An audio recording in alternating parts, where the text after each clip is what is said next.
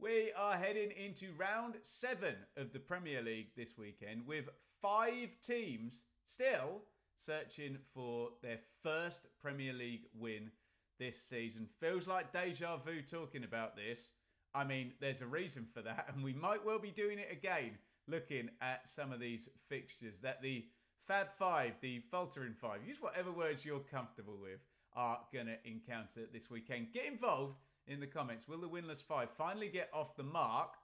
I'm sure all 5 of them won't, but which one is least and most likely? Let me know your thoughts down there in the comments. We must obviously point out that Ipswich and Leicester, look at that table, are not in the bottom 3, but that's not the conversation today, is it? I don't think anyone's ever going to survive with 0 wins. You've got to win sooner or later, and fans of all 5 of these sides are going to be so keen to tick this off this weekend of all weekends, because it's an international break coming up and you're going to have to wait another 2 weeks to even have the opportunity to get rid of them there. I'm pointing the wrong way. There we go. Then there's zeros in the win column. Right, let's go match by match. We're going to look at the odds in the betting markets as to what that says as to who's the most and least likely. Please, for God's sake, don't get emotional about bookies' odds, okay? It's just a little guide. Here I am telling football fans not to get emotional. How does that ever go? The least likely to win, and I can see why, are Southampton. My God, Southampton in a bad way. We got a couple of the not nice tells as well, didn't we, with Russ Martin. I don't know what he was trying to accomplish in that interview, but he kind of went in a little bit on his players and then he went in on himself. It's almost like he circled back and thought, oh, I can't bury this lot here. I need to take the blame myself. Anyway, regardless of what went on in that first half collapse against Bournemouth on the Monday Night Football, regardless of any of your arguments that we knew we were going to get about Russ Martin's style, I don't think any of that's relevant, frankly, because they've got to go away to Arsenal, who are just really, really good. And you can see, judging by that price, 16 to 1 Southampton are to go and get a win over at the Emirates. It doesn't really feel like that's going to happen. If it does, take a bow, Russ Martin, and you'll prove a lot of people wrong. But do I think Southampton are going to get their first win this weekend? No, of course I don't. But fingers crossed and good luck to any Saints fans travelling. I hope it's not the day that a few of us expect that it might be. And then another of the big boys is going to be in the conversation here. That is Liverpool. Liverpool visit Palace. Liverpool visit Palace. Easy for me to say. Now, in normal terms, we would talk about Crystal Palace being a really, really hard place to go and that they can do something in these games. Remember, though, Palace have started badly. I mean, obviously, we're doing a video about teams that haven't won yet. They're in the bottom 3, and this game is not being played under the lights at Selhurst Park, which I do think makes a difference. And, you know, we don't have our normal feel early in the season about Palace, do we? Even though they finished last season absolutely brilliantly. Liverpool look very good. They are top of the Premier League. Palace are 5 to 1 to get the win. Although, you know, it's never beyond the realms of possibility that Palace gets something against any team at Selhurst Park. Are they going to get the win? No, I don't think they are against Arne Slot's Liverpool, even though we're talking about him doing lots of stuff for the first time in his Liverpool reign. It's a first trip to Selhurst Park and it's European midweek and all of that.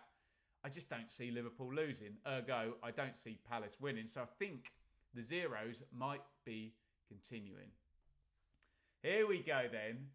West Ham versus Ipswich. Now, it's actually gone quite weird, actually, with me talking about Ipswich, because I actually don't get accused of bias by fans of other teams than Ipswich. I weirdly get accused of bias by Ipswich fans. They think that because I try and be balanced, that I'm somehow overcorrecting. And I'm a kind of self-aware bloke, I guess. I accept the possibility that could happen to a tiny extent at some points. But I would love those people to accept the possibility that maybe it's me that's being balanced. And the bias one is the one that can't cope with an Ipswich fan actually acknowledging that they're not as good as a lot of the teams and the squads aren't as good as a lot of the teams. With all of that being said, sorry, I needed to get that off my chest this morning. The YouTube comments do funny things to your brain. I tell you, I think Ipswich have got a chance at West Ham. I really, really do. I'm going to appear on Hammer's chat later on today. I had a good chat from a West Ham point of view, and this idea that West Ham haven't started well. We're at the end of an international break. The London Stadium can eat you up and spit you out, even if you are the home team in there. And I think the evidence of last week, where Ipswich really went after Aston Villa, admittedly in a home game, says that Ipswich might be able to get something at West Ham. I think they need to play on transition with Liam Delap, obviously, and Amari Hutchinson, the key players in that regard. But if Ipswich can do what they haven't done this season and kind of get after it in an away game in the first half, then they've got half a chance, haven't they? So I am not ruling out Ipswich getting the victory at West Ham and removing that 0. And now I will be completely biased. I bloody well hope it happens. Give me that win. No offence, West Ham fans. Brentford versus Wolves. Strokes my chin here. Can Wolves do it? They're 5-2 to go to Brentford. The issue I've got is both of these clubs this season. Well, Brentford have done a mighty fine job of being that Premier League team in the middle that when they're in a game, they get something. And when they're in a game against a team potentially who's going to be lower down the table, they win. They've already beaten Palace at the G-Tech. They've already beaten Southampton at the G-Tech. They did not lose to West Ham at the G-Tech. So history so far this season, look, I know history's not good for any of these teams this season. Go figure, they got 0 wins. History so far this season says if Brentford go up against a struggling team, they ain't losing. They're going to do all right. And Wolves are very, very much a struggling team. They are at the bottom of the Premier League. We did outline this for Wolves as a hard old bunch of fixtures, you know. Newcastle, Brighton, Villa have been the last 3 games. However, they have played at Forest. Have they had any other, quote, winnable games? Not really as such, but they're going to have this one circled, but then again, so are Brentford. But I just feel the way that the teams are going at the moment, I don't know, I'm not seeing it. I find Brentford more reliable than Wolves at the moment, and home advantage, I think, could do them right. I think it's going to be a struggle for Wolves, but 5-2, get on it if you fancy it. Please gamble responsibly.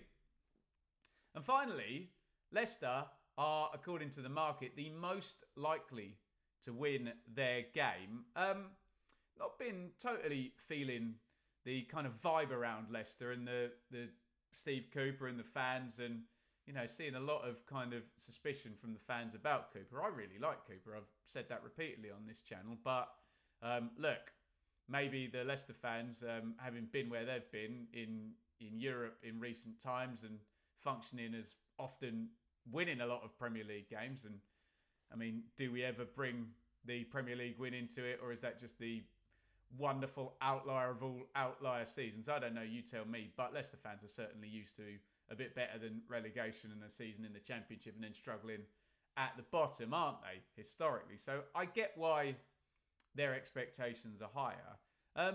Bournemouth are quite good, aren't they? They're sort of pretty aggressive. I think a lot of the data darlings have got, you know, Bournemouth as a nice direct attacking team that gets after you in your own third. And we all know Stevie Cooper's plan is kind of sit back, counter-attack, be pragmatic, and all of that good stuff. On the road this season, Bournemouth have been to Liverpool and lost. They've been to Everton and won. That was a weird game though, wasn't it? They've been to West Ham in the EFL Cup and lost. They've been to Forest and drawn. Is that about it? That is about the size of it. Oh, I don't know. I think there's more chance of Leicester beating Bournemouth than Wolves beating Brentford, and probably Ipswich winning at West Ham, and the odds obviously stick that out. But I do think Bournemouth are good. So I'm afraid I'm going to conclude that I think there's going to be quite a big number of zeros still in the column for a few clubs here. I think Ipswich actually are the most likely to win, and that's going to sound very self-interested. I'm sure I'll be completely wrong, and fingers crossed we get a 1 in the column for somebody somewhere. That'd be shocking, wouldn't it, to go into international break number 2, game number 7, and still 5 teams on 0 wins. Right, over to you guys. Get involved in the comments. How do you see this weekend playing out? I know we're going to get a lot of people saying all 5 teams are going to remain on 0 wins. I get it. There might be a surprise somewhere. Stick your neck on the line. Let me know where it's most likely to be. And do get involved in the Premier League check-in podcast with me and the brilliant Matt SB each and every Tuesday. We do focus on this kind of region of the table, given our EFL hats and the teams we've covered before. So go and check that out and let me know which of the winless 5, if any of them, finally get off the mark this round.